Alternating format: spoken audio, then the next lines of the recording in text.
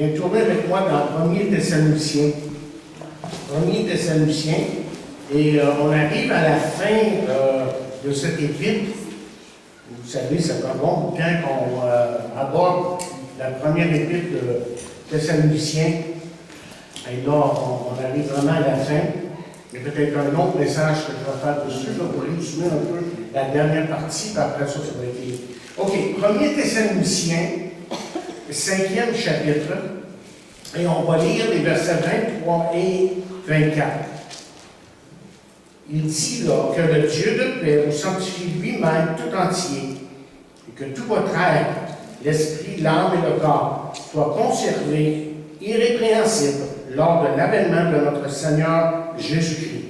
Celui qui vous a appelé est fidèle, et c'est lui qui le fera.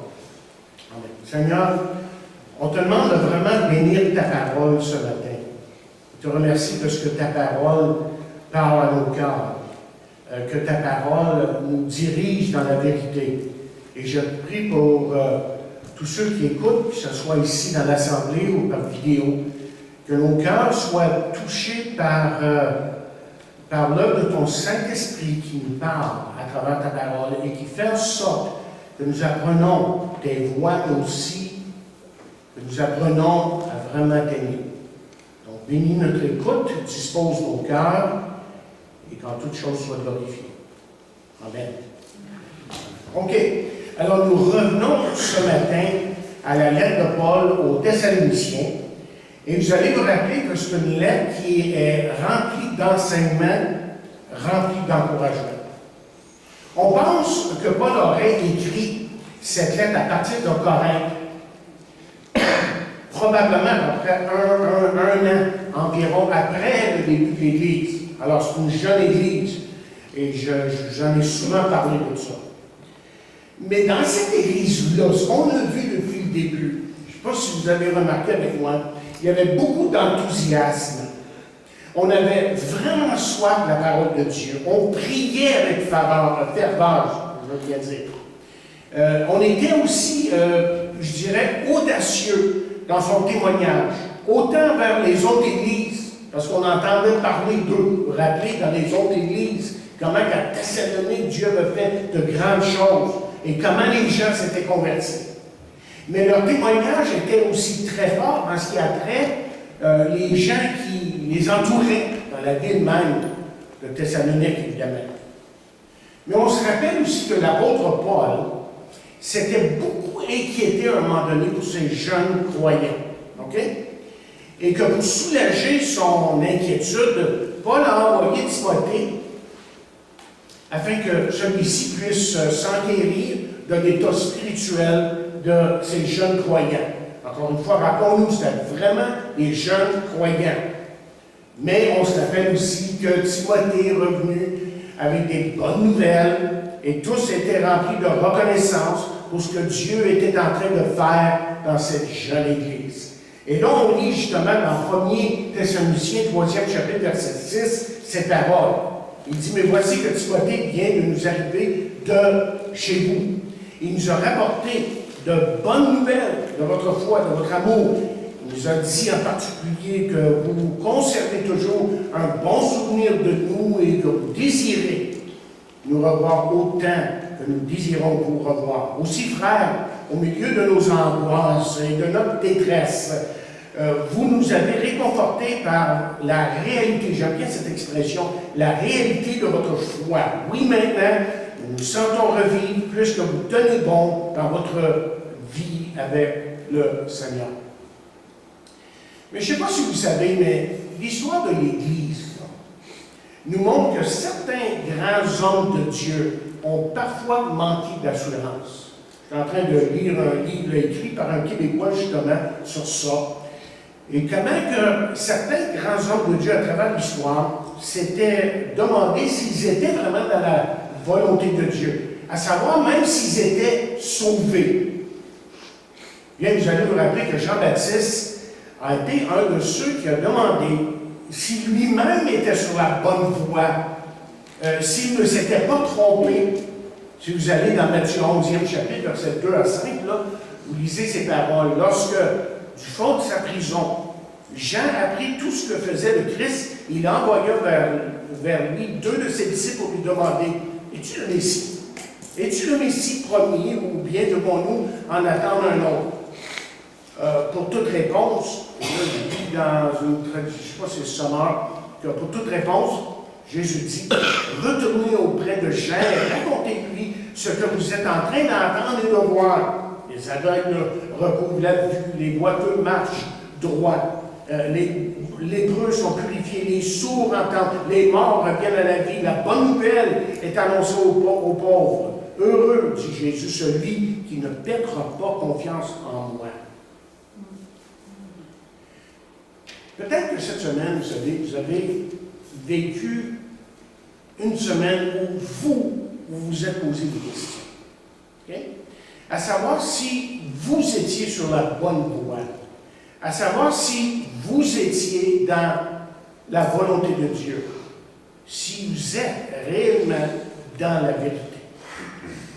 En tout cas, on peut facilement comprendre, je pense, si certains des jeunes chrétiens ici, là, à Thessalonique, manquaient d'assurance à certains moments. Parce que, comme je vous ai dit il y a quelques semaines, les choses devenaient de plus en plus difficiles pour eux, à cause de la persécution. Mais il y avait aussi des questions personnelles, des questions. Vous vous rappelez tout ça, là? Il y avait des choses personnelles qui se passaient dans leur vie, il y avait des questions, puis on essayait de comprendre, puis bien, pour vous donner un texte là, qui nous montre qu'à certains moments, les choses étaient difficiles. C'est dans 2 Corinthiens, 8e chapitre 1 et 2, on lit ces paroles. Paul dit, il faut que je vous raconte, frère, ce que la grâce de Dieu a réalisé dans les églises de la Macédoine, là où se trouvait Thessalonique. Il dit, ils ont été mis à l'épreuve par de multiples afflictions au milieu de leurs difficultés. Ces chrétiens sont restés débordants de joie, mais leur extrême pauvreté, possiblement qu'ils perdaient leur emploi parce qu'ils venaient à Christ, c'est pas ça. Ils ont trouvé moyen de donner généreusement. Donc, c'était pas facile pour eux. Mais voyez, dans les paroles qu'on a lues ce matin, ce que Paul veut faire, c'est de vraiment se faire rassurante auprès de ces jeunes croyants. C'est ça qu'il est en train de faire ici, dans les paroles qu'on a lues. Et justement, le texte qui nous occupe ce matin est d'une énorme importance. Si nous voulons vraiment comprendre ce que Dieu est en train de faire dans nos vies. Et remarquez d'abord les paroles suivantes. Il dit, vous sanctifiez lui-même tout entier. D'autres traductions disent, vous sanctifiant totalement, vous rendant complètement saint, vous rendant pur, lui appartenant exclusivement. Ce qu'on a ici, là, littéralement, c'est une prière, on pourrait dire, pour quelque chose qui n'est pas encore arrivé.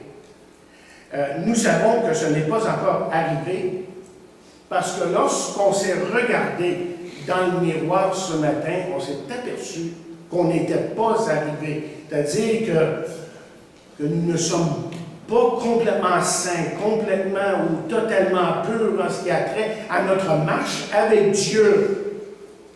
Et la majorité d'entre nous savons que nous avons encore du chemin à faire dans notre marche avec Dieu.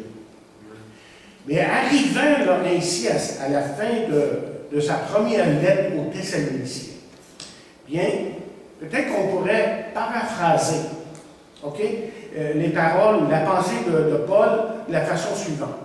Seigneur, j'ai fait tout ce que je pouvais pour ces jeunes chrétiens. Père, je te demande par ton Saint-Esprit de continuer ton œuvre en eux parce que je sais que sans toi, ils ne pourront pas tenir le coup. Et ça m'emmène à vous donner là, la définition du salut que j'ai lue il y a quelque temps. Je ne me rappelle pas qui a écrit ça, mais j'avais pris une note. Et la personne disait ceci. Il dit, c'est tout ce que Dieu fait dans votre vie et la mienne pour faire sûr que nous arrivions à bon terme. Vous savez, c'est la raison pour laquelle les parents prennent aussi soin de leurs enfants et qu'ils s'inquiètent pour leurs enfants. Ils leur ont consacré, n'est-ce pas, leur vie à répondre à leurs besoins. se souciant toujours, évidemment, à travers tout ça, de l'avenir de leurs enfants.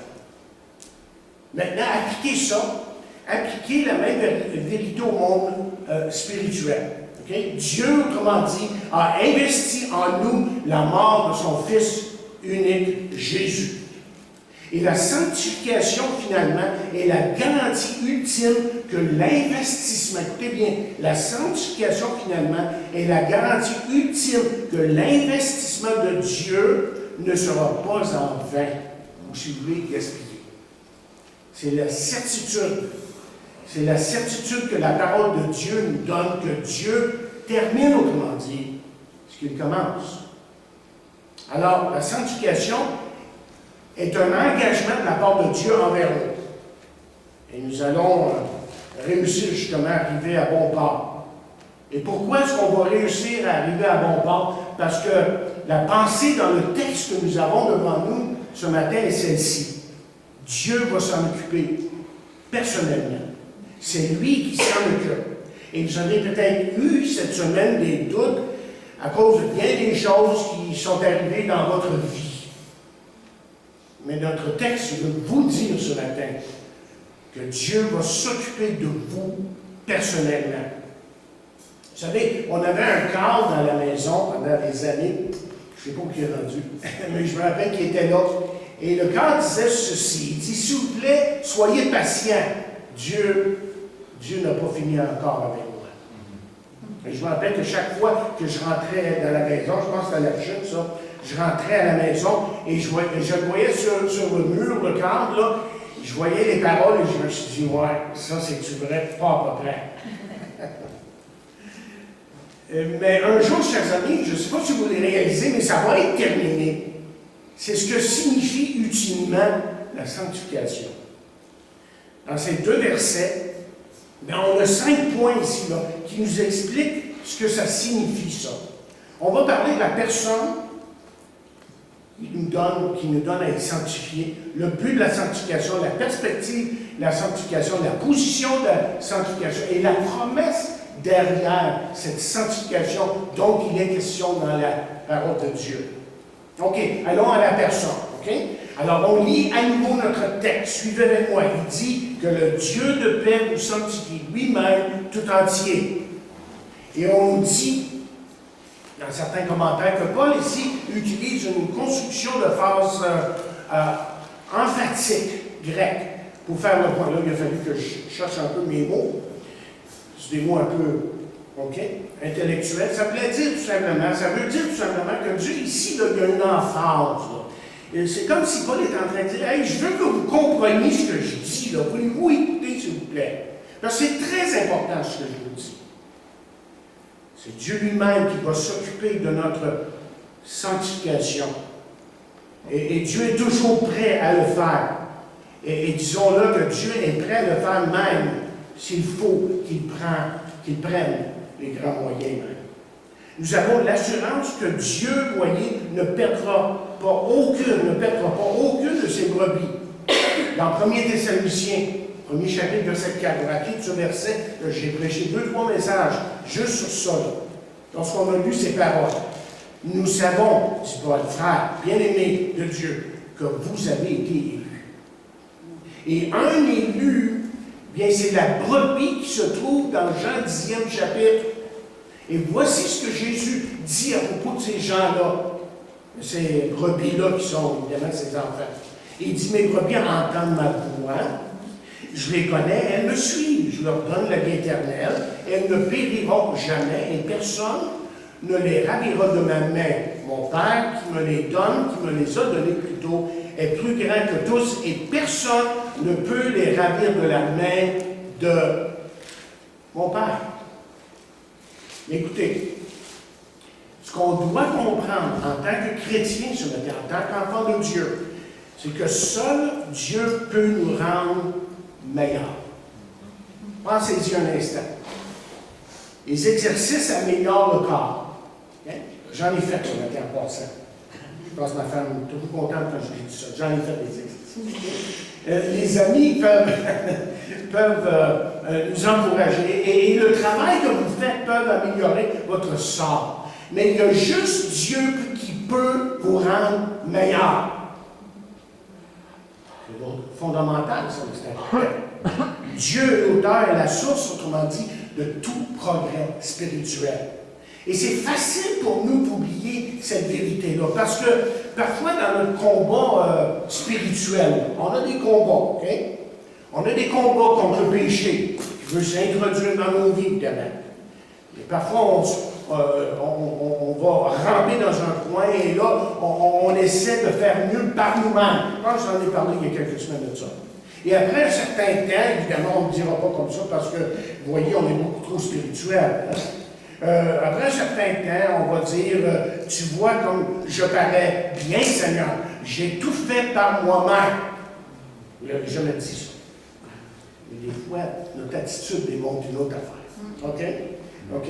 Et lorsqu'on commence à se vanter comme ça, vous voyez, c'est là qu'on fait fausse route et qu'on met en quelque sorte, on oublie les paroles de Jésus qui lui-même a dit, sans moi, vous ne pouvez rien faire.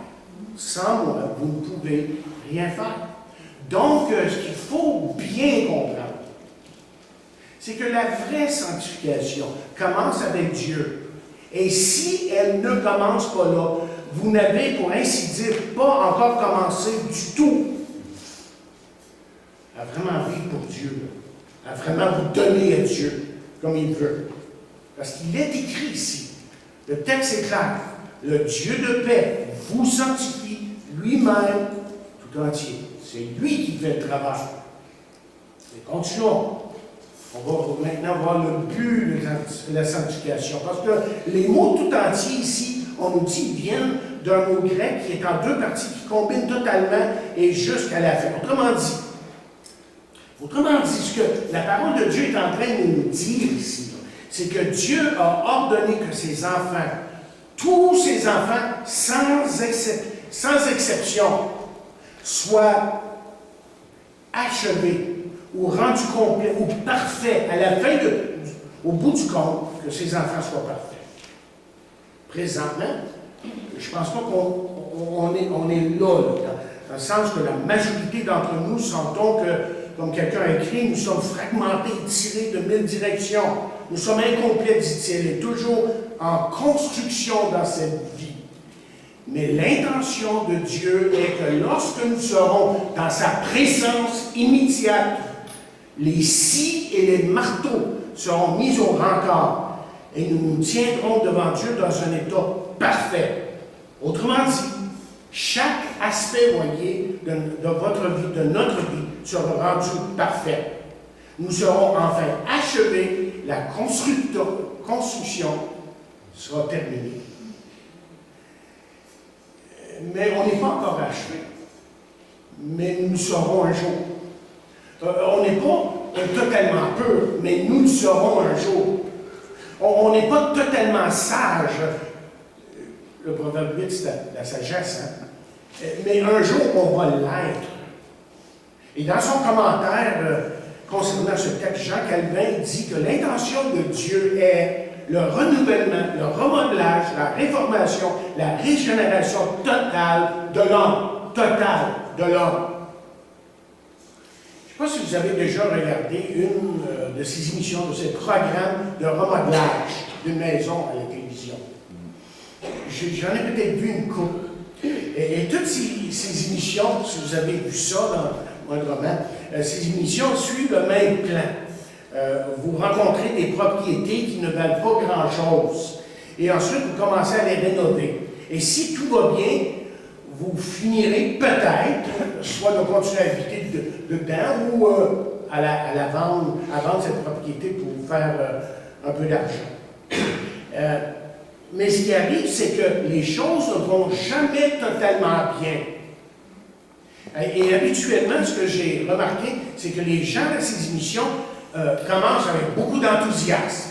Okay? Ils commencent par défaire les murs, enlever les fils électriques, creuser dans la fondation, ôter les fenêtres pour les remplacer par peut-être des portes françaises. Okay? Et ensuite, là, les problèmes commencent. M. Chip, qui dirige les travaux, fait appel à Johanna avec de mauvaises nouvelles. Tu ne croiras pas ce qui arrive, mais la fondation est craquée. Tu ne croiras pas ce qui arrive, c'est que la toiture est à remplacer. Tu ne croiras pas ce qui arrive, c'est qu'il y a de la pourriture dans la salle de bain. Et c'est comme si les projets de rénovation ici tournaient au désastre. Et vous avez peut-être remarqué que les producteurs de ces émissions mettent toujours les problèmes, ils font ressortir tous les problèmes là, une seconde avant la pause commerciale. Ça nous laisse notre appétit, évidemment. On a hâte que ça revienne. Mais une fois la crise passée, les travaux de rénovation continuent et sont terminés. Mais voici ce que j'ai appris en regardant ces émissions. D'abord, la rénovation prend toujours plus de temps qu'estimé. Et le coût qui était prévu est largement, évidemment, dépassé. Le point est celui-ci. Écoutez, si vous pensez que les maisons sont difficiles, essayez de rénover une vie humaine. Essayez de rénover une vie humaine. C'est un travail si difficile qu'il y a juste Dieu qui peut le faire. Et pour certains d'entre nous, ça va demander peut-être 25 ans, 30 ans, d'autres 40 ans, et pour beaucoup, peut-être 50 ans, et il y aura toujours quelque chose à terminer à faire, évidemment. Mais éventuellement, je pense que ce qui arrive, c'est ceci, c'est que Dieu dit, écoute, j'ai fait tout ce que je pouvais faire ici-bas. Monte ici, monte ici, et je terminerai le travail ici, parce que les conditions sont bien meilleures. Et aujourd'hui, autrement dit, nous sommes en train de progresser, vous et moi, là, petit à petit.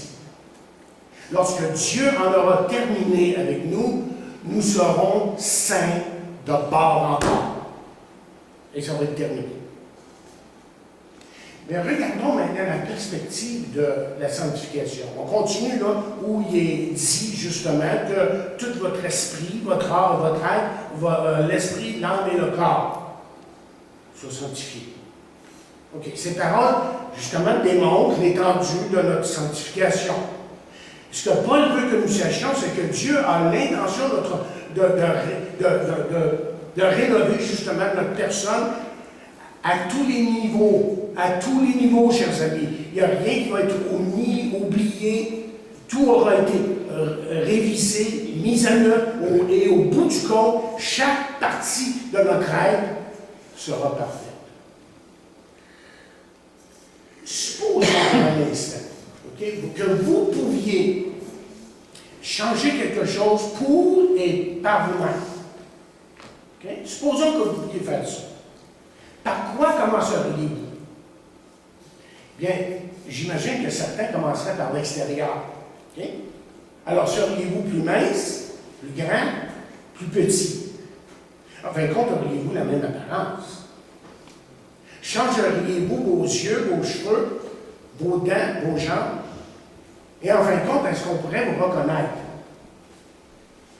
Aussi difficile, voyez, que ce soit de changer l'extérieur, il semble, chers amis, le point est celui-ci, que ce soit infiniment plus difficile de changer l'intérieur. Et s'il y a quelque chose que nous savons, que nous sachions au sujet de la nature humaine, c'est que les gens, normalement, changent très lentement. Et certains, malheureusement, si lentement que ce n'est pas du tout des fois, on dirait, au moins. Pensez au combat que vous avez dans votre propre vie. Okay? Pensez au combat que vous livrez. Hein, chacun de nous, là, si on est vraiment des enfants de Dieu, on subit des combats spirituels. Et pensez à ces combats-là. Que changeriez-vous de vous-même à l'intérieur si vous pouviez le faire? Est-ce que ça serait un esprit impatient que vous aimeriez changer? Est-ce que ça serait une langue qui critique toujours? Serait-ce l'envie face à ceux qui vous entourent? Serait-ce un esprit de mécontentement qui est toujours là, qui est toujours visible? Est-ce que ça serait un sentiment de ressentiment. Vous savez, ce ressentiment qui vous revient continuellement. Serait-ce la convoitise que vous ne pouvez pas contrôler? Serait-ce une conscience coupable? Serait-ce un entêtement exagéré? Est-ce que ça serait un esprit de jugement? Est-ce que ce que vous aimeriez changer serait la vitesse que vous réagissez aux gens autour de vous? Par des propos, des fois, qui ne sont pas tellement jolis, tellement aimables. Est-ce que ce serait de vous débarrasser de ce, moi ce que je dis ici, ce profond sentiment de découragement? Serait-ce le manque de capacité à apprécier la vie? Et oui, le chrétien est appelé, vous allez regarder dans Timothée, à un moment donné, on le regardera, est appelé à jouir de la vie de ce que Dieu lui a donné. Ce que Dieu lui a donné.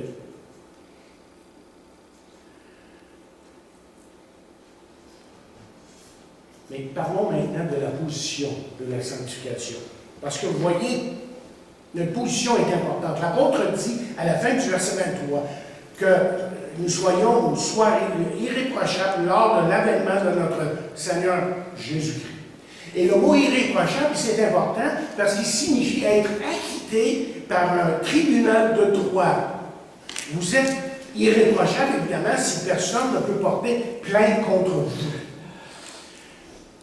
Malheureusement, ce n'est pas vrai pour la plupart de nous. Ceux qui nous connaissent très bien, savent très bien qu'on n'est pas parfait.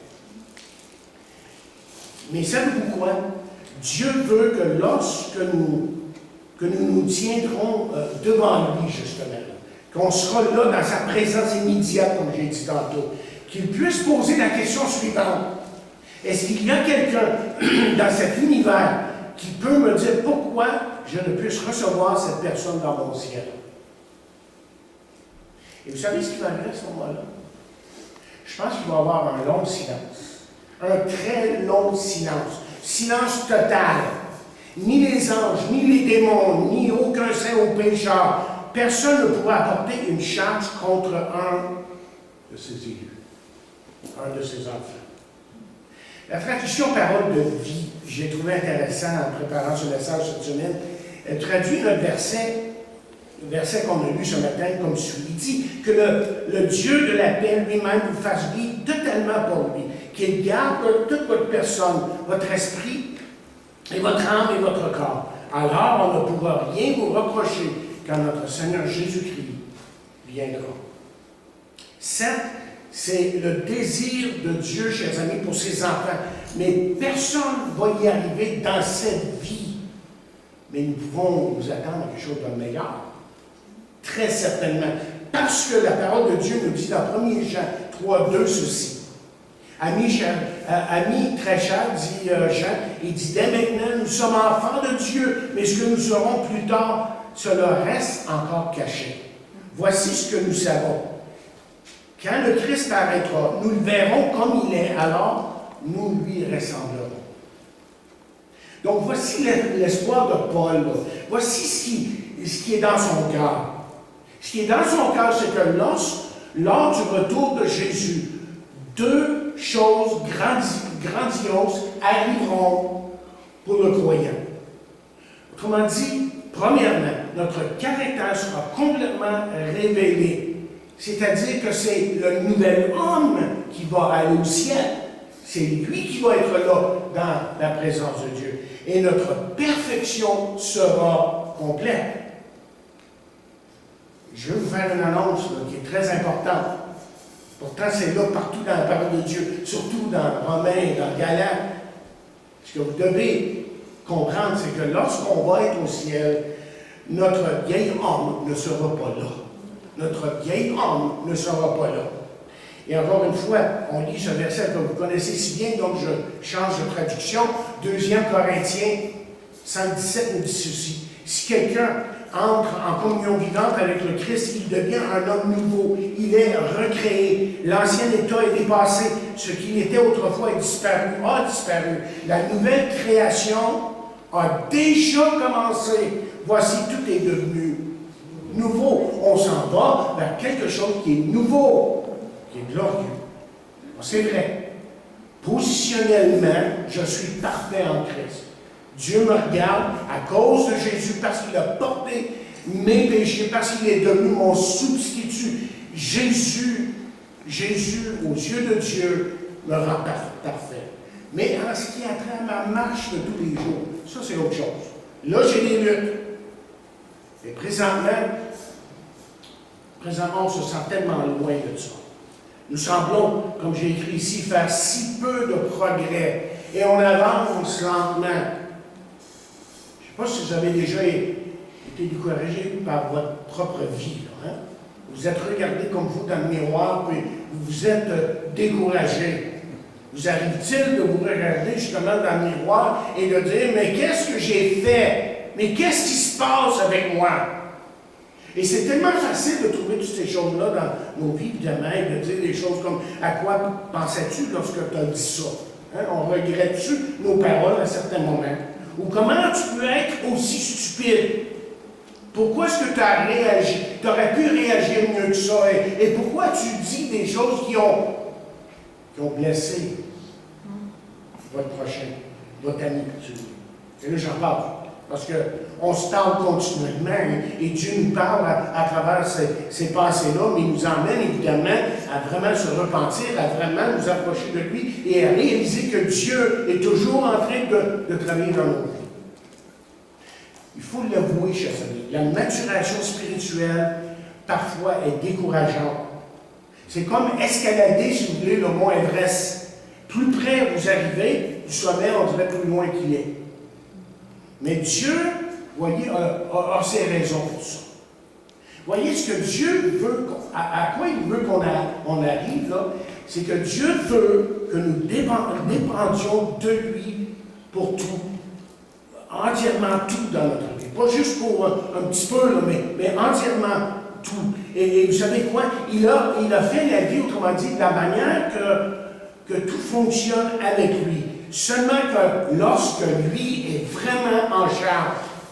Et c'est lorsque nous essayons d'être les mains du spectacle que ce qui arrive très souvent, c'est le découragement, le désastre.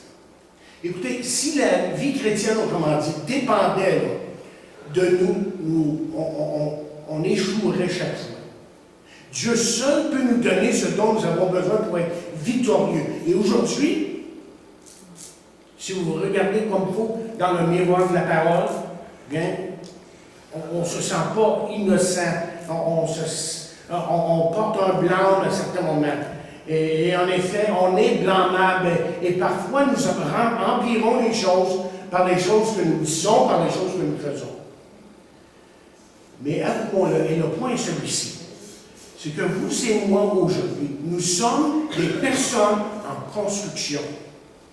Et lorsque Dieu en aura terminé avec nous, nous nous tiendrons devant lui, sans blâme en sa présence. Lorsque Dieu aura terminé, vous allez justement ressembler à Jésus.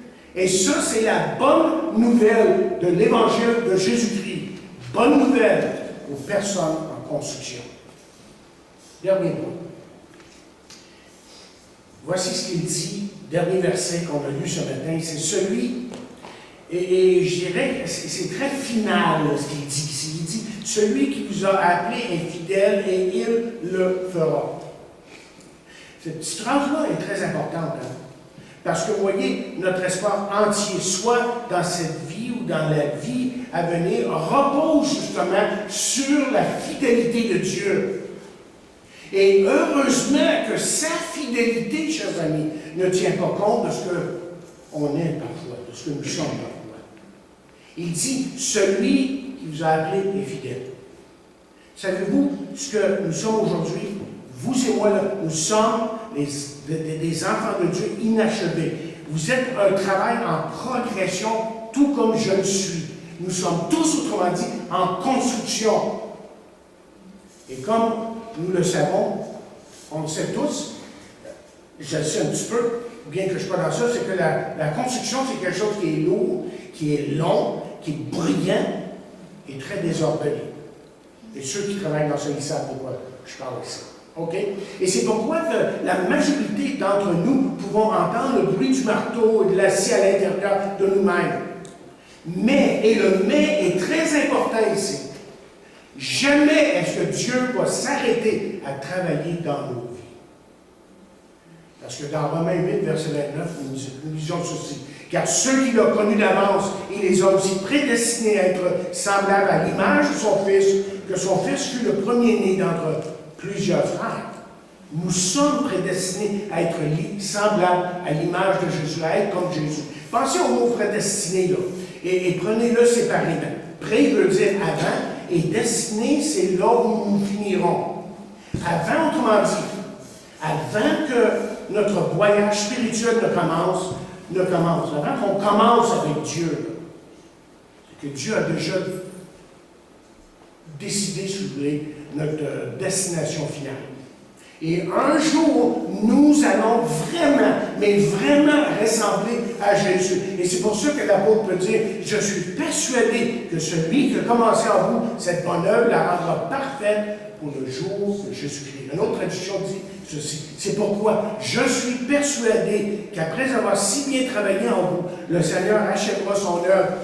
J'ai confiance en lui. Il la développera, la complétera et la rendra parfaite le jour du retour de Jésus-Christ. On raconte qu'en l'an 1464, un sculpteur du nom de Agostino di Duccio a débuté un travail sur une pièce de marbre brute. Et son intention était de produire une magnifique sculpture d'un prophète de l'Ancien Testament pour une cathédrale en Florence. La cathédrale de Florence, je devrais dire en Italie. Et là, il a travaillé sur ça pendant 2 ans. Et puis a cessé. En 1476, quelques années après, Antonio Rossellini a commencé à travailler sur la même pièce de marbre et il a également abandonné après un certain temps. Mais en 1501, on offrait à Michelangelo un sculpteur, je devrais dire, de 26 ans, une somme d'argent faramineuse pour faire quelque chose de bien avec cet énorme bloc qu'on appelait le géant. Alors qu'il débutait son travail, Michelangelo a vu un défaut majeur dans le bas du bloc de marbre qui avait empêché les sculpteurs précédents de continuer leur travail. Alors il a décidé, on nous dit, de transformer cette partie de la pièce de marbre en un arbre brisé qui supportait la jambe droite. Il a travaillé sur ce marbre pendant 4 ans et à la fin, il a pu produire l'incomparable David.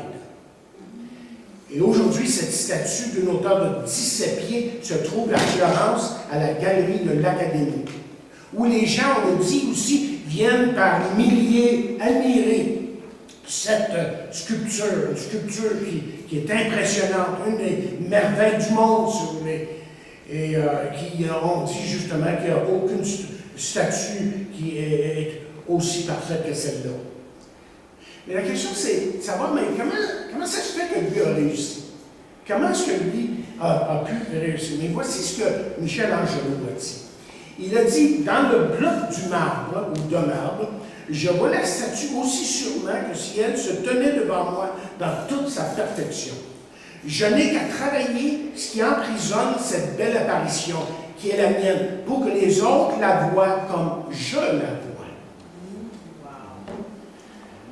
Dit en autres termes, j'enlève tout ce qui ne ressemble pas à David. Maintenant, appliquez ça à la vie spirituelle. Hein? Chacun d'entre nous sommes en progrès.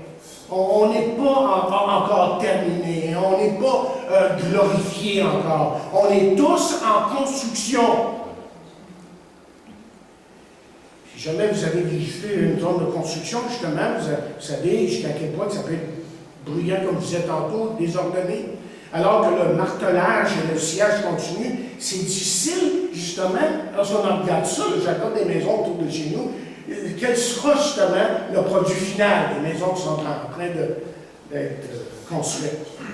Mais Dieu, voyez, ne cesse jamais de travailler sur nous et en nous, parce qu'il y a toujours quelque chose à faire, aussi longtemps qu'on est ici.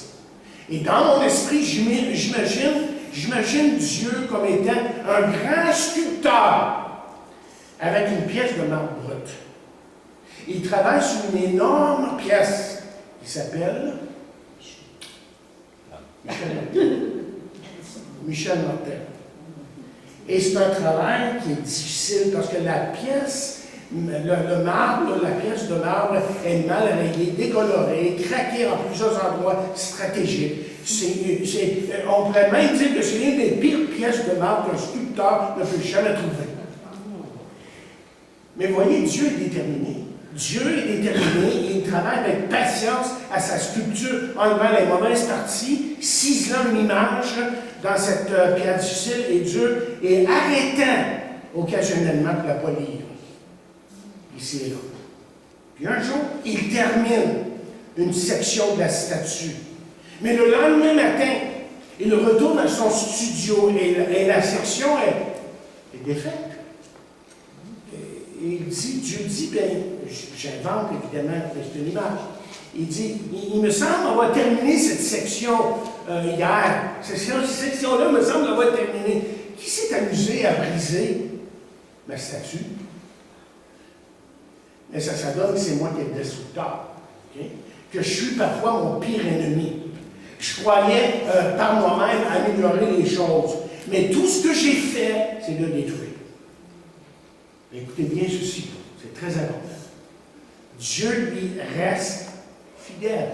Dieu est fidèle, il est patient, il reprend ses outils, il se remet au travail, il enlève tout ce qui ne ressemble pas à Jésus dans nos vies. Et dans mon cas, évidemment, il y a beaucoup de travail à faire, je peux vous dire. Ma femme m'a dit. Voyons. Mais je suis encouragé par le fait, vous voyez, je suis encouragé par le fait de savoir que Dieu ne s'arrêtera jamais. Et nous l'avons vu, là, que Dieu commence ce qu'il a, et il va terminer plutôt ce qu'il a commencé. Alors, pensez qu'on termine. Pensez aux 6 derniers mots ici, qu'on a lus ce matin. Et c'est lui qui le fera. Avez-vous bien compris? Le texte nous dit, et c'est lui qui le fera. Ces paroles-là sont simples et directes. Il n'y a pas de qualificatif, pas d'hésitation et aucun doute quant à l'œuvre de Dieu. Seulement 6 mots, 6 paroles qui disent « et c'est lui qui le fera ». C'est pas dit là, il pourrait le faire, peut-être qu'il le fera. Cela se peut qu'il le fasse, ou il le fera s'il le désire. Et pas même il le fera si nous faisons notre part. Même pas ça. Seulement une déclaration qui est claire. Lorsque tout sera dit et fait, ce qui importe, ce n'est pas à quel point moi je m'accroche à lui. Mais ce qui est important, chers amis, c'est que lui, c'est de savoir que lui me tient fermement, que lui me tient. Et un jour, nous nous tiendrons devant Jésus-Christ, entier, complet, achevé, plus de martelage, plus de sillage, plus de travail de finition. Il y a des jours, évidemment, qu'on a l'impression qu'on ne fait pas beaucoup de progrès. Mais c'est OK. Ce que vous devriez reconnaître et comprendre ce matin, c'est que Dieu, lui, est à l'œuvre dans votre vie. Et petit à petit, il nous coupe, il nous enlève tout ce qui ne ressemble pas à Jésus. Et un jour, nous tous, qui sommes des personnes en construction, serons sanctifiés en tout point de vue. Et on va se tenir devant lui complètement pur. Nous savons que Dieu termine ce qu'il a commencé. À la librairie de Billy Graham, de Charlotte, en Caroline du Nord, sur la pierre tombale de Ruth Graham, la femme de Billy Graham, sont inscrits ces mots. Sur sa pierre tombale, on lit ceci. Fin de la construction. Merci pour ta patience. Fin de construction. Merci pour ta patience. Si vous entendez le martelage dans votre vie, le sillage dans votre intérieur, là, sachez ceci, c'est que les paroles ici qu'on vient de lire tiennent encore pour nous aujourd'hui. Ces paroles-là tiennent pour vous en tant qu'enfant de Dieu. Celui qui vous a appelé est fidèle et c'est lui qui le fera. Amen.